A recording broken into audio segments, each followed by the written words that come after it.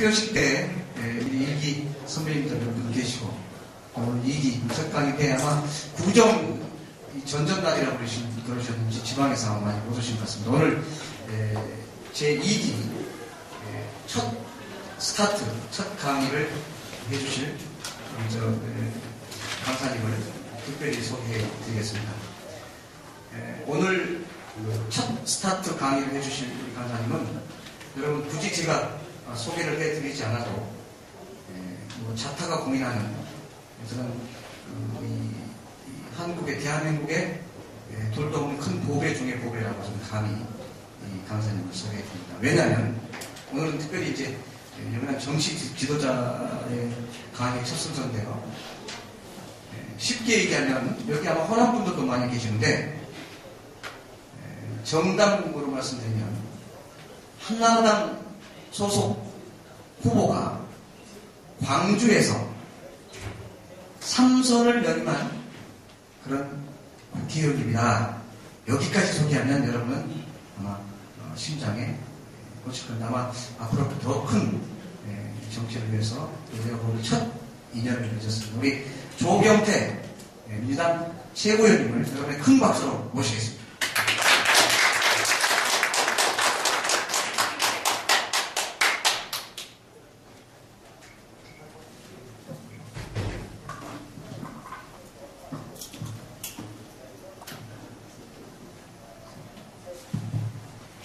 네, 안녕하십니까. 저는 부산에서 왔습니다. 조경태 의원입니다.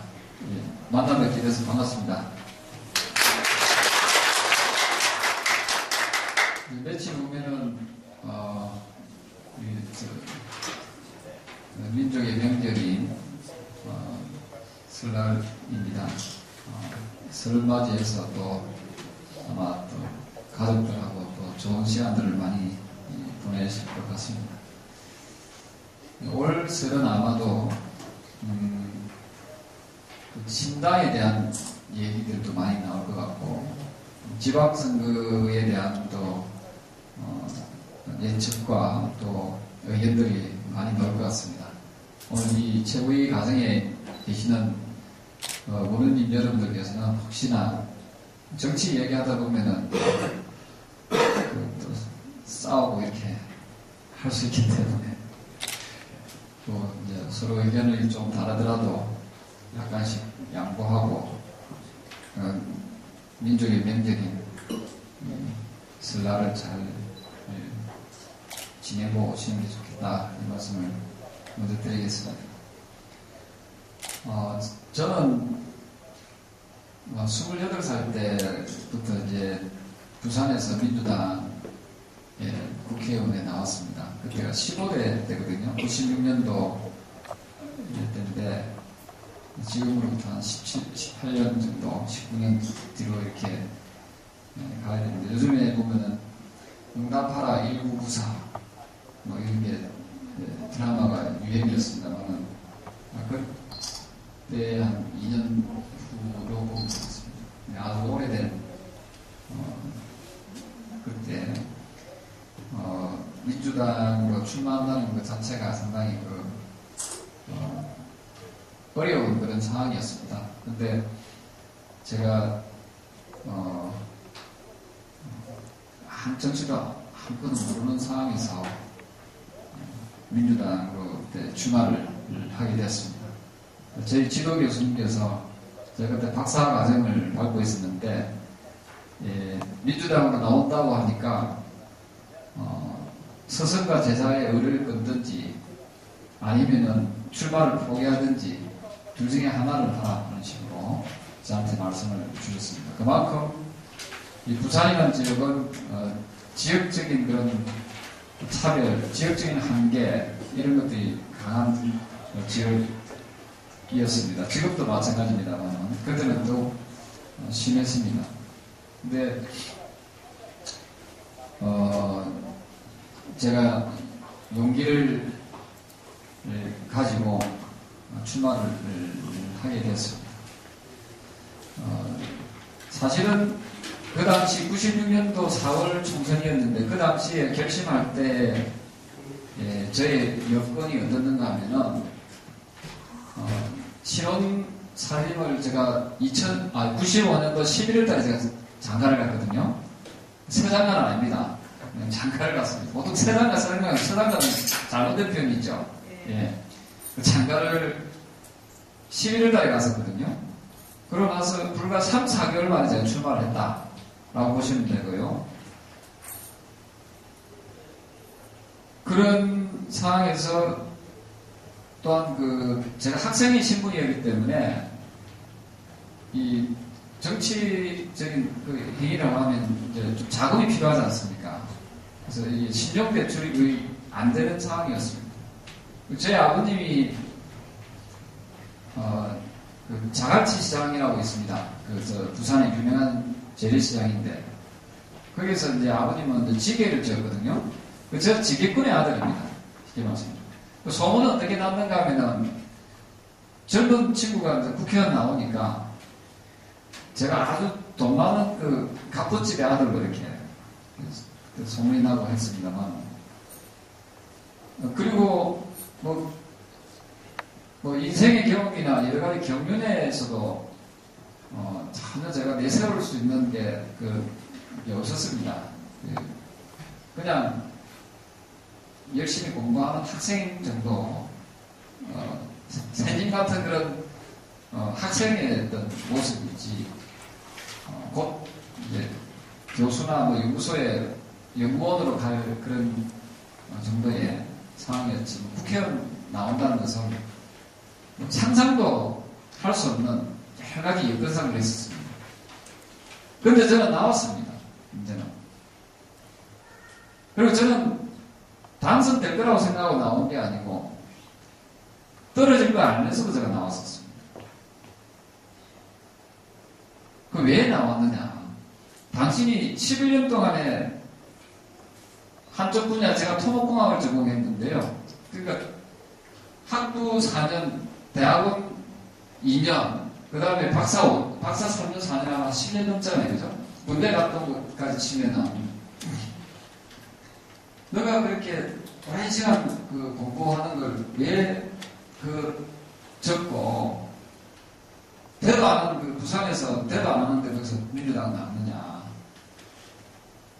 하는 부분에서 저도 그게 궁금하거든요. 제 자신도 왜 내가 그때 그런 간 큰 짓을 했을까 했는데 그때 제가 마침 95년 12월 하반기부터 제가 이제 제주도에 제가 특강을 하게 됐습니다. 특강을 가다가 한 달 학원에서 이제 학생들을 가르쳤는데 한 달 제가 월급을 받고 또 이제 강의를 이제 계속 하려고 하는 찰나에 신문을 내가 우연찮게 보게 됐는데 그 신문에서 어떤 기사가 뜨는가 하면은 제가 출마를 했던 부산 사하구에 아주 중진이고 YS 정권이 있습니다. 그때가 실세였던 분이 출마를 하는데 당연히 출마를 하겠죠. 그분이 실세고 또 그때까지는 사선을 하고 있었고 사선 의원 장관도 역임했었습니다. 근데 그분이 나오시는데 인터뷰의 기사 내용이 저를 자극을 시키는 겁니다. 어떻게 자극을 시키는가 하면은 이분이 전국 최다 득표를 노린다 이런 기사가 나왔어요. 인터뷰 내용에. 그래서 제가 보통 학생 신분이니까 정치면을 잘 안 보는데 순간적으로 찰나에 그 기적이 딱 제 눈에 딱 들어옵니다. 예. 그래 보니까 이러면 안 되는데 이런 생각이 딱 들더라고요. 예. 그래서 그때 지금 우리 여기 계시는 우리 원우님들께서 느끼는 감정과 비슷합니다. 정치인들 교만하고 거만하고 자기밖에 모르고 그렇게 느끼지 않습니까? 지금도요. 제가 그 어린 마음에 그렇게 느끼는 거예요. 이분은 너무 이렇게 하면 안 되는데. 그리고 이제 잊어버리고 다시 다른 기사 보고 이제 했는데 또 한 일주일 지나서 계속 총선 얘기가 나왔던 것 같아요. 그때는 제가 총선 이런 내용을 모르는 그 학생이신 분이었거든요. 28살, 27살이 뭘 알겠습니까? 저는 그랬습니다. 저는 그냥 순수한 마음에 또 기사를 보다가 또 그 내용이 또 반복돼서 제 눈에 들어오더라고요. 그래서, 그럼 이 의원님이 정 최다 득표를 한다는 것은 이게, 이거는 이치에 맞지 않다. 근데 이분이 워낙 정권의 실세에다가 아주 삼척 동자도 알 만큼 이 사람은 무조건 당선이거든요. 부산에서 당선이잖아요. 그죠? 그러니까 대적할 적소가 안 나타나는 거예요. 그러면 출마자가 없으면 어떻게 됩니까? 이분이 무조건 최다 득표하지 않습니까? 그래서 제가 이분한테 최다 득표의 기회를 드려서는 안 되겠다. 당선은 되시겠지만은 전국 최다 득표의 기회를 준다는 것은 내한테 내가 생각하는 그런 부분에서는 이게 맞지 않다. 해가지고 사실은 96년도에 처음 제가 출마했을 때의 저의 마음가짐은 어쨌든 저 분을 최다 득표에서는 끌어내려야겠다. 그 목표였습니다. 그게 생각을 해보십시오. 지가 당선될 것도 아니고, 그래서 지가 무슨 독립투사도 아닌데, 그 사람이 최다 득표를 하시든가 말든가, 너는 너 공부만 열심히 해서 박사학위 받고 교수님한테 좀 더 잘해서 밑보이지 말고, 그래서 좀 편안한 길을 가면 되는 거지. 왜 너가 그 간섭했느냐, 말이죠. 그래서 저는 그렇게 간섭을 했습니다. 해가지고, 출마를 하고 나니까는, 그때부터는 엄청나게 고통스럽더라고요. 이게 기성 정치인들이 하고 있는 이 세계하고, 순수한 학생일 때 객관적으로 본다고 180도 다른 거죠. 아니, 360도 다른 거다. 처음부터 선거, 제가 운동을 해야 되는데 선거 사무원이 없잖아요. 그 돈이 드니까. 그래서 제 아는 동생들 3명 좀 도와달라 하고, 내 친한 친구들 다 도망가 버리고, 혹시 도와달라 할까봐. 예. 지금은 이제 한나라 갔습니다면 참 친구라기 그렇더라고요. 내 옆에 친하다고 생각하는 사람은 안 놔주고, 저 사람 이제 도와줄까? 한 사람이 의외로 순수하게 도와주죠. 그래, 한 명. 그 다음에 내 아는 동생 3명.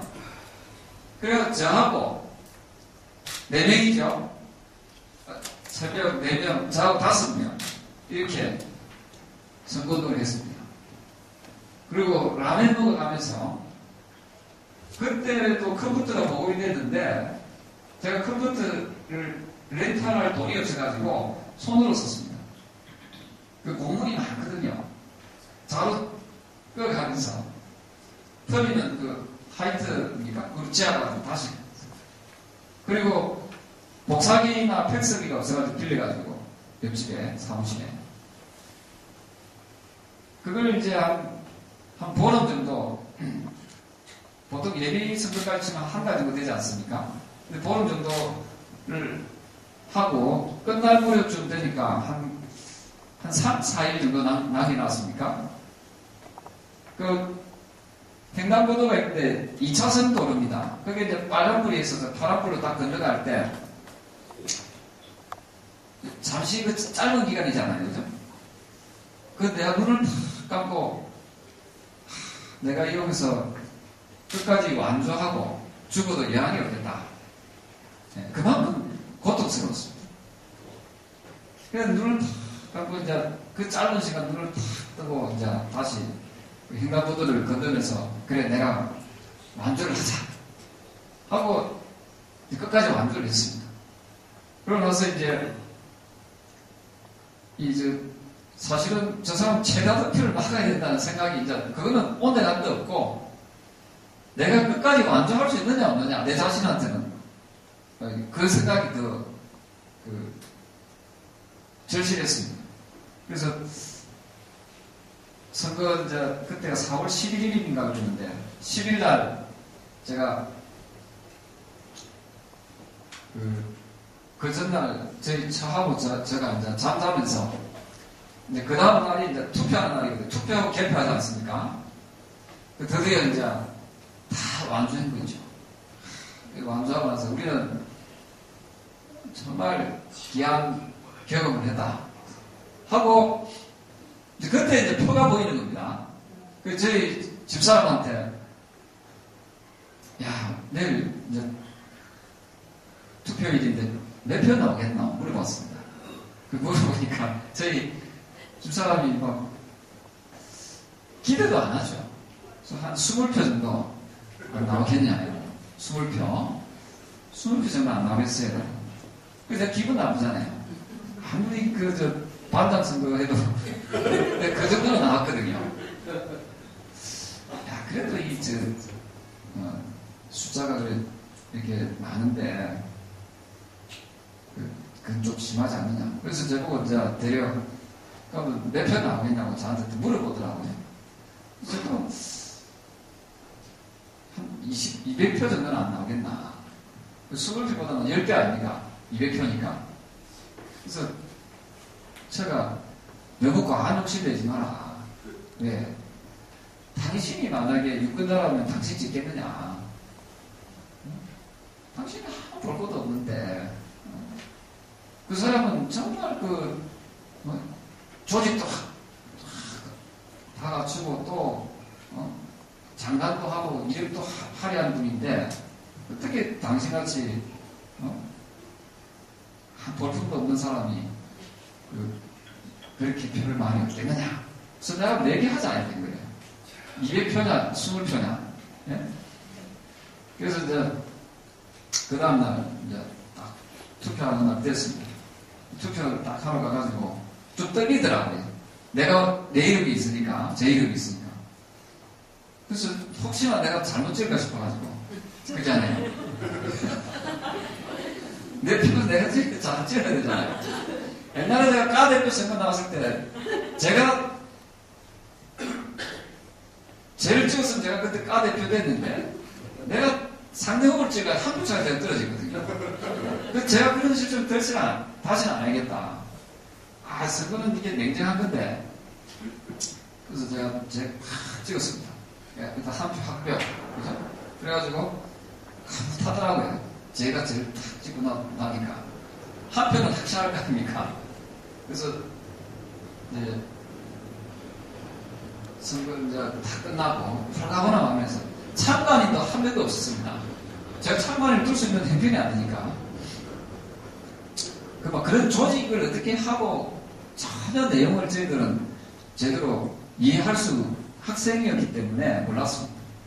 그래서 그러니까 그야말로 아마추어 선거를 했는데 그래서 개표가 됐습니다. 밤은 조금 늦게 됐습니다. 그때는 수개표를 주로 했거든요. 이제 해가지고 아주 좀 늦게 발표가 났는데 한참 있으니까 이제 저한테 어르신 한 분이 이제 오신 거예요. 오셔가지고 저보고 큰일 났다 이러더라. 뭐가 큰일 났습니까? 나는 깜짝 놀라가지고 물었습니다. 아니 표가 너무 많이 나왔다 이러는 거예요. 아니 나와봤자 200표나 20표나 그 사이에 왔다 갔다 하겠지요. 이런 식으로 저는 대수롭지 않게 몇 표입니까? 왜냐하면 나하고 우리 집사람하고 내기를 했지 않습니까? 어쨌든 20표는 넘어야 되잖아요. 200표 가까이 오면 내가 이기는 거니까. 그래서 몇 표 나왔습니까? 하니까 그 어르신께서 모르겠다. 하여튼 수천 표가 나왔다 하더라고요. 그래서 그래요. 나는 수천 표가 실감이 안 됐습니다. 그럼 정도는 조금 나왔겠네 하고 내가 이제 하고 있는데 나중에 그날 그 다음날 아침 새벽쯤 됐는가요? 보니까 이제 최종적으로 제가 표를 이제 확인해 보니까 그 1835표가 나왔더라고요. 이쯤에서 박수 칠까요? 박수 제가 맞췄잖아요. 제가 200표가 더 근접하잖아요. 20표보다 200표가 더 만표에 더 근접하지요. 그래서 그분이 어쨌든 뭐 제 때문에 그랬다기보다는 어쨌든 최다 득표를 놓쳤습니다. 놓치고 부산에서 이제 평균 정도의 득표로 물론 5선 의원이 당선되셨죠. 했는데 저는 저 자신이 위대한 승리를 했다 이렇게 제가 생각을 했습니다. 하고 이제 학교로 돌아가야지.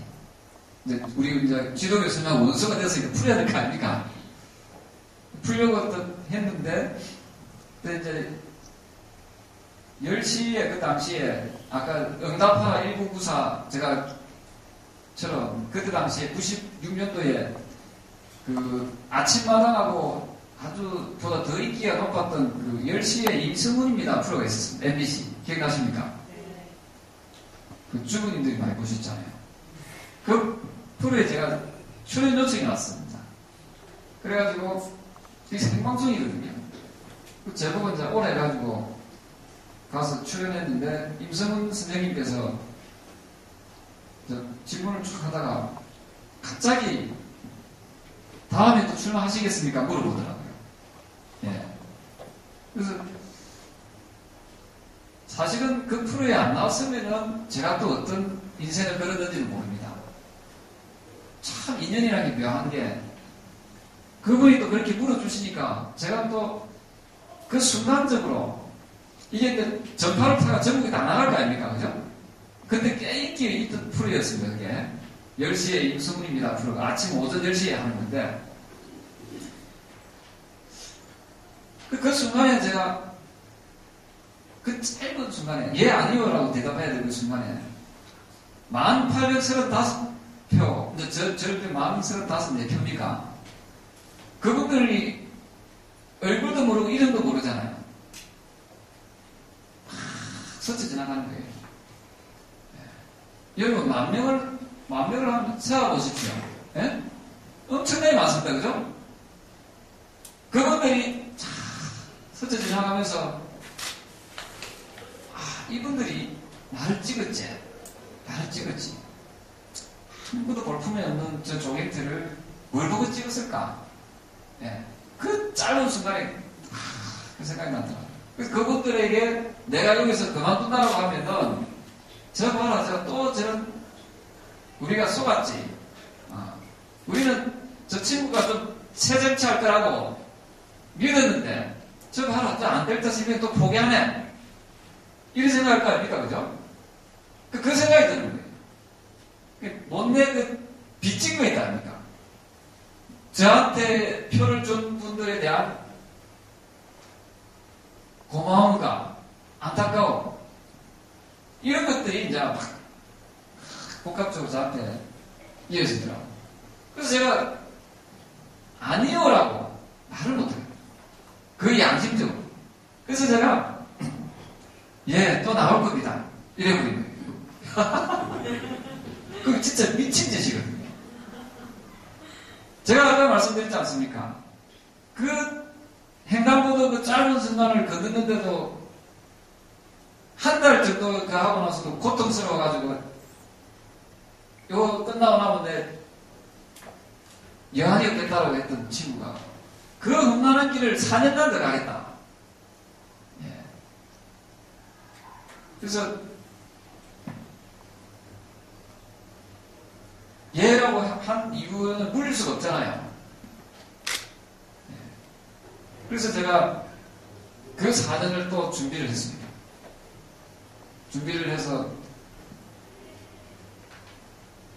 이제 열심히 이제 또 지역에서 지역 활동을 하는데 그 당시에 이제 그 돌아가신 노무현 대통령을 만나고 그래서 여러 정치인들 그 김대중 대통령도 제가 만나뵙고 또 하여튼 막 웬만한 분들을 다 쭉쭉 만나면서 이제 정치가 이런 거구나 이게 이런 면도 있고 저런 면도 있구나 하고 조금 더 제가 이제 학습하기 시작합니다. 그러다가 2000년도에 다시 이제 그때 16대입니다. 새천년 민주당으로 출마해가지고 또 떨어집니다. 또 떨어지는데 이번에는 13,500표가 이렇게 받아 떨어집니다. 예. 물론 떨어졌죠. 예. 떨어지고 그 당시에 이제 일화가 그 조경태 참 표 많이 났다 이런 이야기를 또 듣습니다. 제가 듣고 뭐 그래도 지금의 새누리당 그 당시에 한나라당하고는 비교할 수 없이 몇만 표 차이 났으니까 3만 표 정도 차이 났거든요.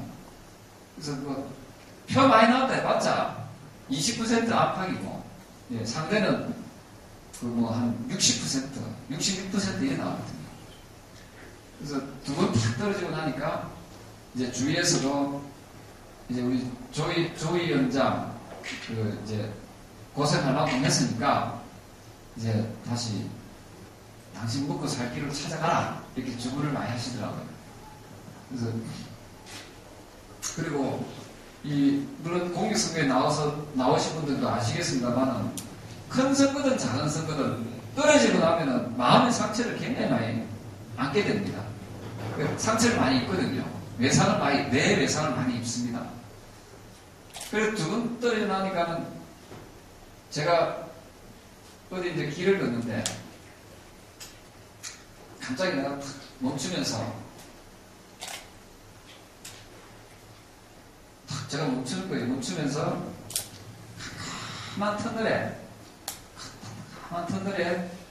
저 혼자 방향을 잃고 혼자 가만히 서 있는 어린 양을 생각해요. 어린 양. 어디로 가야 될지 모르는 거예요. 그 칠흑 같은 어둠 속에서. 그걸 제가 경험을 했습니다. 그 미래가 얼마나 불안하겠습니까? 내가 결혼해가지고 우리 집사람하고 알콩달콩 살 낀데, 그 정치인 그 사람 최다득표 맞겠다고 뛰어나와가지고 무슨 독립 투사도 아니고, 그 오만하고 교만한 정치인을 심판한다 해가지고, 나와가지고, 제가 그 고통스러운 그 정치 바닥에 제가 있는 거예요. 이제 그만할까? 네. 하는데 이제 어느 순간에 또 어떤 그때 당시 61살 정도 되시는 분이 있습니다. 지구당의 부위원장이었던 분께서 이제 저하고 이제 가는 길에 저보고 우리 조 위원장님은 다음은 안 되겠고 다다음에는 꼭 되겠습니다 이러더라고요. 나이를 계산해 보니까 한 40 안팎 되겠더라고요. 40살 안팎에 내가 된다. 그럼 제가 다음에 떨어지고 그 다음에 되면은 그게 뭐 인생에서 해볼 만한 도전이다 이 생각이 또 드는 거예요. 그러니까 안 된다는 소리 했으면 내가 안 했을 텐데 또 된다는 거예요. 근데 이게 마약 같은 건 아닙니다. 이상하게 그분의 말씀이 신뢰가 되는 거예요. 그분이 뭐 저한테 제가 뭐가 있습니까? 보잘것없는 저한테 그분이 아부할 이유도 없고 다 떨어진 그 원외위원장 하고 있는 사람한테 뭐 잘 볼 이유도 없는데 확신한다는 거예요. 다다음에 꼭 되겠습니다. 그 이야기 딱 듣는 순간에 그래 한 번 더 내가 한 번 더 노력해보자 하고 이제 결심을 합니다. 결심하고 있는데 또 세월이 좀 흐릅니다. 그러다가 2001년 2월달에 그 돌아가신 노무현 대통령께서 그때 해수부 장관 끝무렵입니다. 그 우리 부산에 있는 지구당 위원장들 한번 저녁 만찬을 좀 하자 해가지고 이제 초대를 합니다. 그래서 제가 이제 거기에 갔는데 그 자리에서 또 어쩔 자가 제 이야기가 나왔습니다. 나왔는데 노 장관께서 사람들 있는 자리에서 조경태 위원장은 다음에 꼭 됩니다. 다 있는 데서. 그래서 그 앞에는 다 다음에 된다 있고 이분은 다음에 된다 있고 재밌잖아요. 아, 내가 되긴 되는 것 같아. 예. 그래서 이제 노 장관, 즉 대통령이었습니다. 노 대통령께서 왜 되느냐? 조경태 위원장은 늦은 겨울에 정치에 입문했기 때문에 이제 곧 봄이 옵니다. 겨울달 봄이잖아요. 그래서 옆에서 저보고 밥 사라고 그때 저한테 야, 오늘 조경태 위원장 날이다 이렇게 막 했거든요. 그래서 나는 될 수 있다. 나는 할 수 있겠구나 하고 제가 또 준비를 쫙 2년 3년 거쳐서 했는데 2004년도 이제 선거에서 제가 부산에서 그때 이제 대통령 탄핵바람이 왔지 않습니까? 탄핵바람이 오면서 이 한국 정치가 완전히 그냥 크게 파도가 칩니다. 그러면서 부산도 역시 한번 크게 파도가 한번 칩니다. 그때 제가 유일하게 제가 당선이 드디어 됩니다. 네. 그때가 2004년입니다. 2004년. 그러니까 96년 떨어지고 2000년 떨어지고 2004년도에 제가 당선이 돼요. 그 기적이었죠. 진짜 이렇게 하려 했던 분들은 다 떨어지고 저 혼자 36살 나이에 그때 열린우리당이 152석이 당선됐는데 최연소였습니다. 최연소로 그것도 부산에서 유일하게 제가 돼요. 그래서 저는 앞에 8년간 그 힘들고 어려운 시간을 보냈는데 그 딱 순간에 당선이 딱 되어버렸어요. 누구도 하지 못했어요. 그래서 4월달 되고 5월달에 제가 노무현 대통령께서 부르시더라고요. 청와대 혼자 불렀습니다. 150 몇 명 중에서 혼자 불러가지고 악수 같이 하면서 축하합니다. 정말 잘하십니다. 조경태 학습관을 둬야 된다. 내가 못한 일을 했다.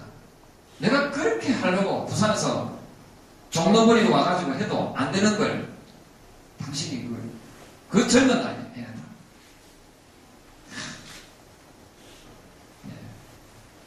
제가 어깨가 어색하더라고요. 그 경험이 있습니다. 그리고 여당이지 않습니까? 여당. 부산 수ju에 보통 좀 그만해져야 되잖아요.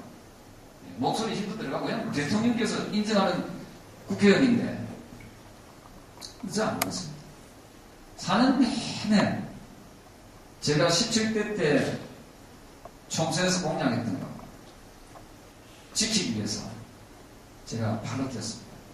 처음 만난 분이 기재부 장관을 했던 그 분이신데 그분을 제가 전화를 접촉해가지고 좀 만납시다 해가지고 제 1호 공약이었던 신평 다대포라고 있습니다. 그 구간에 지하철 연장 구간에 대해서 도와달라. 이거 제 공약입니다. 그래서 한번 제가 했던 약속을 한번 지켜보자. 그래가지고 사는 내내 그냥 붙어가지고 제가 했습니다. 그러면서 옛날에는 건불 10년인데요.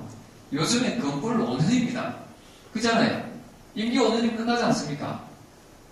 권력은 또 무상합니다. 이 영혼이 갈 것 같이 느껴지지만은 5년. 저는 제가 무슨 출세하려고 제가 잘 그걸 해보려고 정치한 게 아니기 때문에 그 권력이 눈에 안 보이더라고요. 이해되십니까? 네. 예. 그냥 나는 멋습니다. 초심일장 하니까 2008년도 또 선거가 위기가 닥칩니다.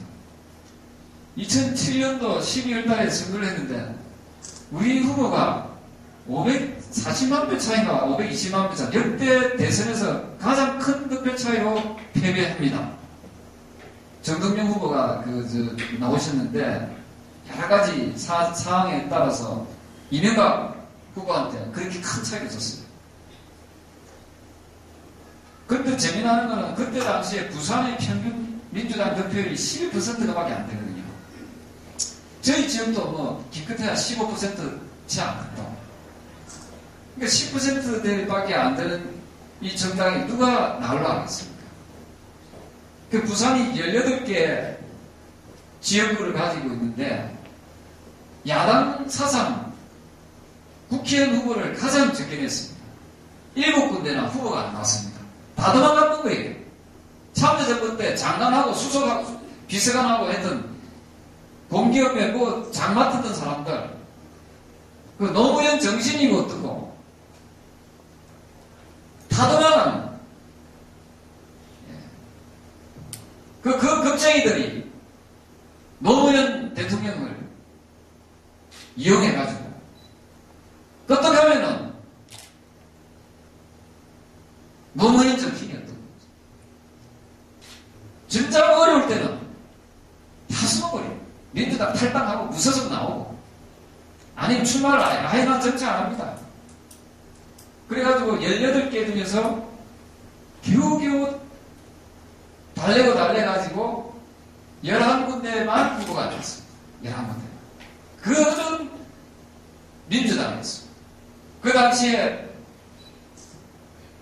서울에 이름만 이야기하면 알만한 분들, 대통령 후보였던 분도 떨어지고, 당대표였던 분도 떨어지고, 총리했던 분도 떨어지고, 장관했던 분도 떨어지고, 다 떨어지는, 추풍낙엽처럼 다 떨어지는 그 시기였습니다.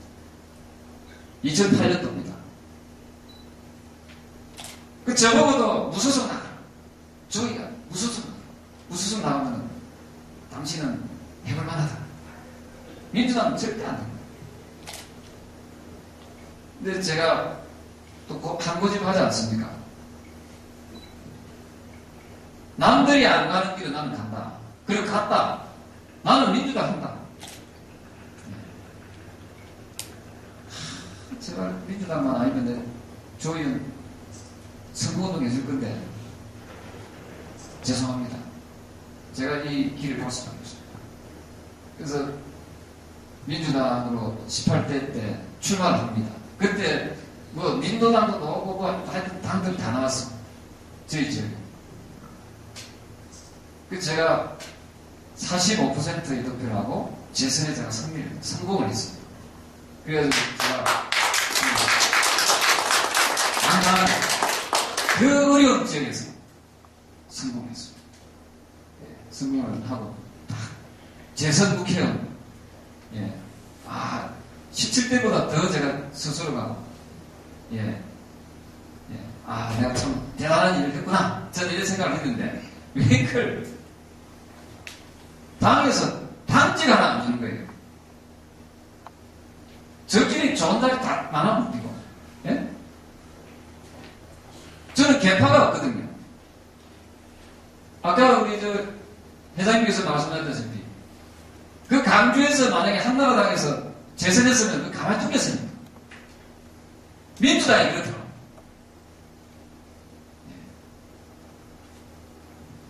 그래서 하지만 제가 어떻게 하겠습니까? 그죠?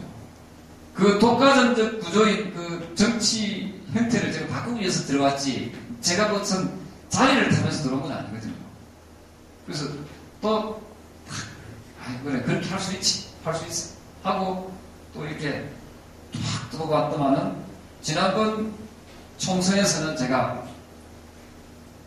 58.2% 득표하고 호남의 평균 득표가 민주당이 55%였습니다. 그거보다 제가 더 높게 58.2% 득표하고 제가 3선을 오게 됐습니다.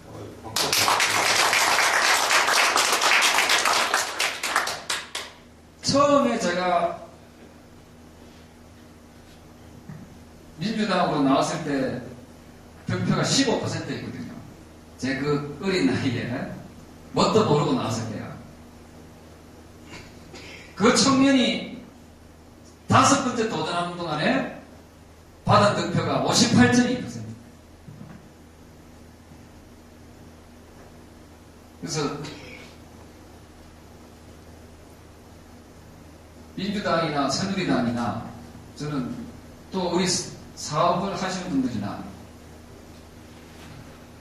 누구에게나 저는 제가 잘나서가 아니라 누구에게나 이 정식은 성립할 수 있다.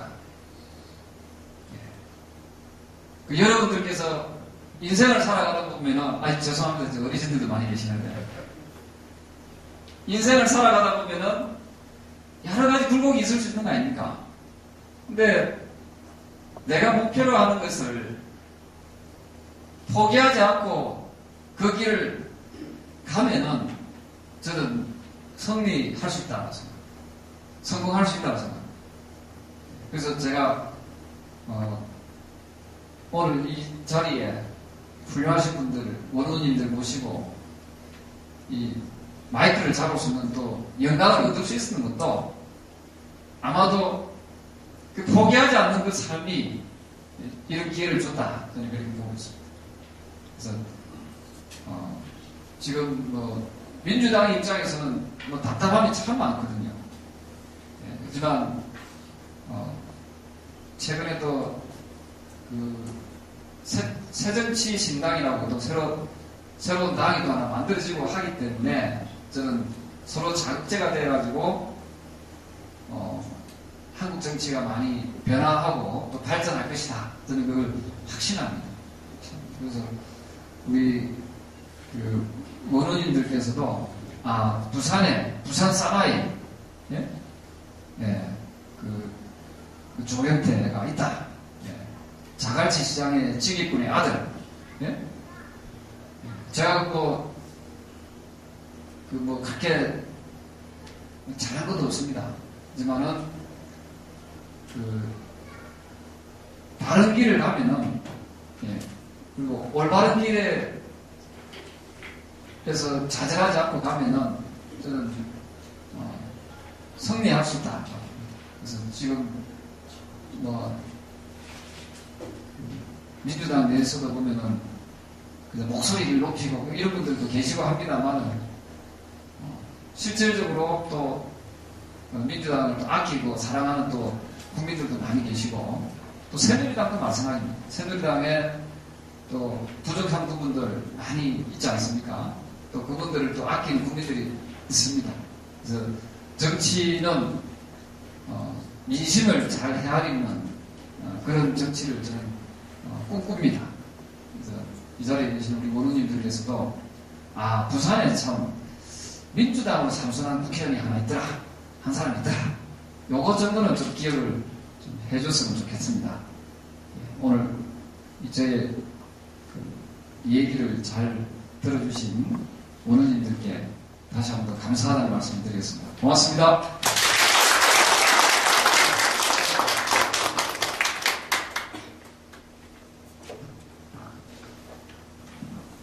아마 그 늦은 시간이고 또 새벽인데 한 번도 졸지 않고 열심히 경청해 주신 여러분이 정말 대한민국의 1등 국민이 아닌가 싶습니다. 오늘 존경하는 조경태 최고위원님께서 제목을 마지막에 정리해 주셨잖아요. 포기하지 않는 삶. 뭐라고요? 다 같이 한번 해볼까요? 포기하지 않는 삶. 그렇습니다. 포기하지 않는 삶. 뚜벅뚜벅 나의 길을 간다. 하는 게 우리 조경태 의원님이 그동안 걸어오신 그런 발자취를 통해서 포기하지 않는 삶을 역설해 주셨습니다. 여러분 다시 한번 정말 좋은 조경태 의원님께 큰 박수 부탁드립니다. 저는 이 특강을 지난 1기 했는데, 특강 중에 3번 연거푸 박수를 받은 아마 제가 처음 같습니다. 급하시니까요. 오늘 그 사진 한 카드 찍고 지금 가는 걸로. 그럴까요? 자, 그러면 우리 조경태 최고위원님께 질문이 있으시면 한 말씀, 질문 받겠습니다. 예, 그 대통령까지도 개입을 가고 계십니다.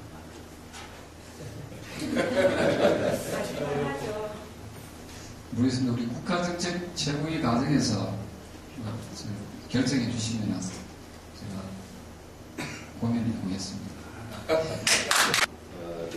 특히 그 풀뿌리 민주주의와 관련해서 공천 폐지에 대해서 민주당은 당론으로 정했습니다. 그런데도 불구하고 이게 물론 표면적으로 새누리당의 어떤 정치 역학적인 고압적인 어떤 그런 계산에 의해서 반대를 다지고 있는데 한편으로는 또 어떤 그 야당에서도 어떤 그 기득권에 또 이게 또 작용을 하지 않는 것은 아닌가 그런 생각도 하게 됩니다. 여기에 대해서 좀 조언을 좀 해주십시오. 네, 우리 그 원우님이 아주 정확하게 보고 있습니다. 사실 우리 국민들의 정치를 보는 수준이 매우 높거든요. 꼼수 뜨면 다 들통나게 되어 있습니다. 제가 민주당 최고위원입니다. 민주당이 진정성 있는 정책을 내놓지 않으면은 또 한 번 저는 시련을 받을 것이다 라고 봅니다. 새누리당은 이미 기초의원, 기초단체장 공천제 폐지에 대해서 부정적인 의견을 냈습니다. 그 이제 공약을 어긴 거거든요. 지금 민주당이 막 공격하고 있지 않습니까? 근데 어느 순간에 케이스 1, 케이스 2가 될 수 있는데 케이스 1은 뭐냐면 어느 순간에 아이고 우리 어쩔 수 없다. 우리도 공천해야 된다 하면서 새누리당 탓하면서 공천할 수 있습니다. 그게 지금 유력합니다. 지금 말씀 주신 대로. 그게 꼼수죠. 제가 몇 주 전에 그 꼼수를 제가 간파하고 민주당은 국민과의 새누리당의 약속을 안 지키더라도 민주당은 만큼은 기득권을 내려놔야 된다. 그래서 새누리당이 공천제를 폐지의 공약을 어기더라도 민주당만큼은 이번 6.4 지방선거에서 약속을 지켜야 된다. 그래서 기초의원, 기초단체장 후보를 내서는 안 된다. 그게 진정성이거든요. 다소 손해를 보더라도 약속을 지키는 그런 정당이 돼야 된다. 해가지고 제가 한번 최고위에서 발언을 했습니다. 그래서 많이들 긴장하고 있습니다. 예. 보통 같으면은 또 눈척하고 묻어갈 건데 제가 딱 지키고 있잖아요. 예, 제가 저는 이걸 가지고 싸울 겁니다. 당내에서 약속 지키자. 우리 딱 기득권 내려놓기로 했으면 약속 지키는 모습, 우리 정정당당한 모습을 가져야 된다. 예, 이게 제 사견이자 소신입니다. 예, 이해되십니까? 네, 고맙습니다. 제가 여러분들에 대해서 마지막 대표 질문을 드리겠습니다. 오늘 우리들 국가정책 최고의 과정은 1기 이 기수여장 그리고 2기 오늘 신입생들과 함께 거의 이제 오셨는데 이번 6.4 지방선거나 또 앞으로 정치를 희망하는 분들이 이 국가정책 최고의 과정에 수료하신 분 중에 우리 최고위원께 올라가면은 가산점을 얼마나 주실 건지 그 질문을 하셔야 되지 않겠어요? 네. 동의신 벌써 선물이니까 부정 선물로 마지막 가져드릴 것 같습니다. 네. 제가 드릴 수 있는 이 선물이랄까요? 그거는 그동안 제가 경험했던 거, 아까 조금 전에는 아주 압축해서 말씀드린 거고요. 제가 경험했던 것들을 여러분들에게 최고의 관성에 수료한 분들에 대해서는 시간을 얼마든지 제가 내어서라도 같이 토론하고 또 제가 알고 있는 범위 내에서 여러분께 그 지식을 같이 공유할 수 있는 그런 기회를 같이 마련하도록 그렇게 하겠습니다. 네, 겸연히 편하게 기억하시는데요. 여러분 꼭 이력서에 고려대학교 국가정책 최고위과정 꼭 표시하기 바랍니다. 그런 의미에서 부탁의 박수 한번 보내주십시오.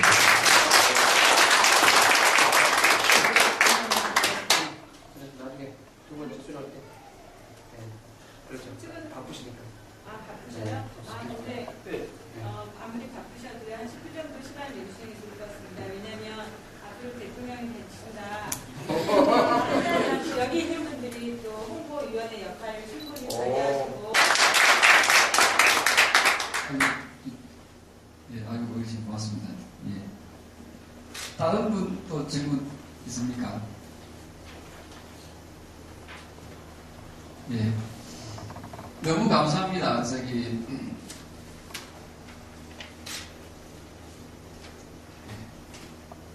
너무 이렇게 진지하게 들어주시니까 제가 막 질문이 목이 메. 대통령이 나오니까 더 최문영 부분이죠. 네. 조경태 의원님 정말 소중한 경험에서 너무 가슴에 와닿습니다. 보이지 않게 조경태 의원님에 대한 후원자가 됐다고 생각을 하는데, 근데 지금 현재 정치 현실에서 봤을 때 가장 큰 이슈가 특히 풀뿌리 민주주의와 관련해서 공천 폐지에 대해서 민주당은 당론으로 정했습니다. 그런데도 불구하고 이게 물론 표면적으로 새누리당의 어떤 정치 역학적인 부합적인 어떤 그런 계산에 의해서 반대를 따지고 있는데, 한편으로는 또 어떤 야당에서도 어떤 기득권에 또 이게 또 작용을 하지 않는 것은 아닌가 그런 생각도 하게 됩니다. 여기에 대해서 좀 조언을 듣고 싶습니다. 네, 우리 원우님이 아주 정확하게 보고 있습니다. 사실 우리 국민들의 정치를 보는 수준이 매우 높거든요. 꼼수 뜨면 다 들통나게 되어 있습니다. 제가 민주당 최고위원입니다. 민주당이 진정성 있는 정책을 내놓지 않으면은 또 한 번 저는 시련을 받을 것이다 라고 봅니다. 새누리당은 이미 기초의원, 기초단체장 공천제 폐지에 대해서 부정적인 의견을 냈습니다. 그래서 이제 공약을 어긴 거거든요. 지금 민주당이 막 공격하고 있지 않습니까? 근데 어느 순간에 케이스 1, 케이스 2가 될 수 있는데, 케이스 1은 뭐냐면 어느 순간에 아이고 우리 어쩔 수 없다, 우리도 공천해야 된다 하면서 새누리당 탓하면서 공천할 수 있습니다. 그게 지금 유력합니다. 지금 말씀 주신 대로 그게 꼼수죠. 제가 몇 주 전에 그 꼼수를 제가 간파하고, 민주당은 국민과의 새누리당의 약속을 안 지키더라도 민주당은 만큼은 기득권을 내려놔야 된다. 그래서 새누리당이 공천제를 폐지의 공약을 어기더라도 민주당만큼은 이번 6.4 지방선거에서 약속을 지켜야 된다. 그래서 기초의원, 기초단체장 후보를 내서는 안 된다. 그게 진정성이거든요.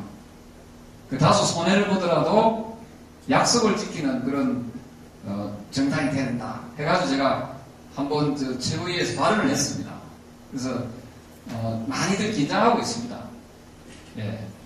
보통 같으면은 또 눈 척하고 묻어갈 건데 제가 다 지키고 있잖아요.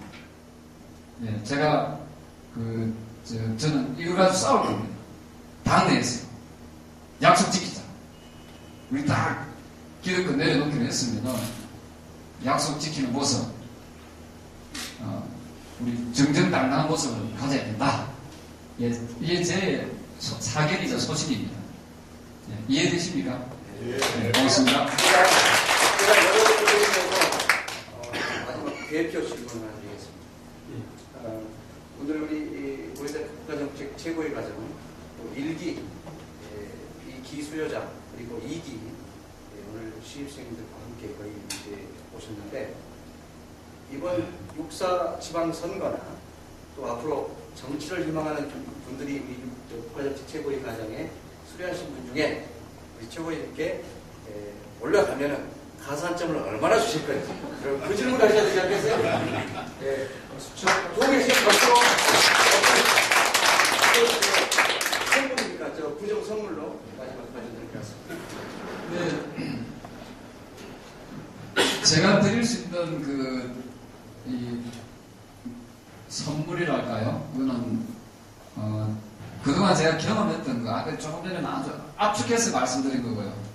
제가 경험했던 것들을 여러분들에게 최후의 과정에 수료한 분들에 대해서는 시간을 얼마든지 제가 내어서라도 같이 토론하고 또 제가 알고 있는 범위 내에서 여러분께 그 지식을 같이 공유할 수 있는 그런 기회를 같이 마련하도록 그렇게 하겠습니다. 네, 겸연히 편하게 기억하시는데요. 여러분 꼭 이력서에 고려대학교 국가정책 최고위 과정 꼭 표시하기 바랍니다. 그런 의미에서 부탁의 박수 한번 보내주십니다.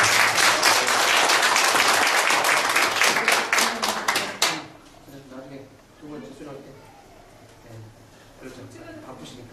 바쁘셔요? 근데 아무리 바쁘셔도 한 10분 정도 시간 내주시는 게 좋을 것 같습니다. 왜냐면 앞으로 대통령이 되신다. 여기 있는 분들이 또 홍보위원회 역할을 충분히 관리하시고 그럴 수 있다고 생각합니다.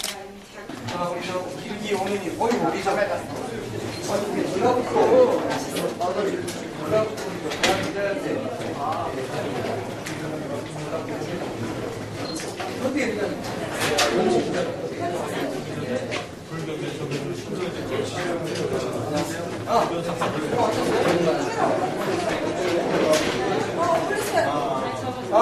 이거 올릴 수 있어요. 트위터에 오세요. 아니 저기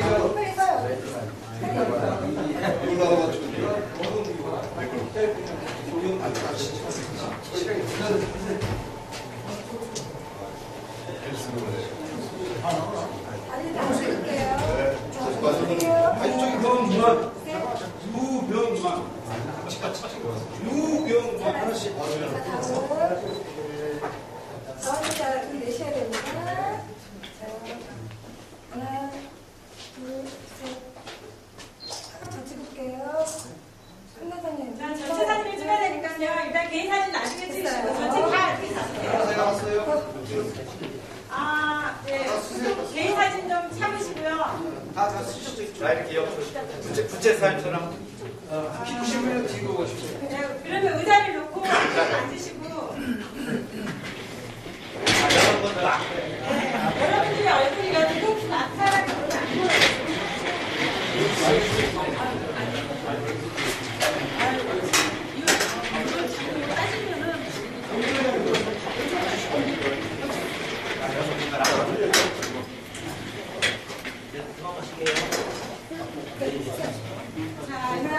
개인 사진 나중에 찍으시고 가세요. 됐어요. 예수님. 자, 옆에 의자 놓고. 네.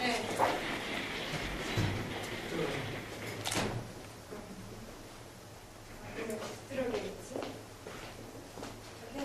죄송하지만 됐습니다. 하나, 둘, 나중에 선생님이 가만히 맞아야 하나, 둘, 셋.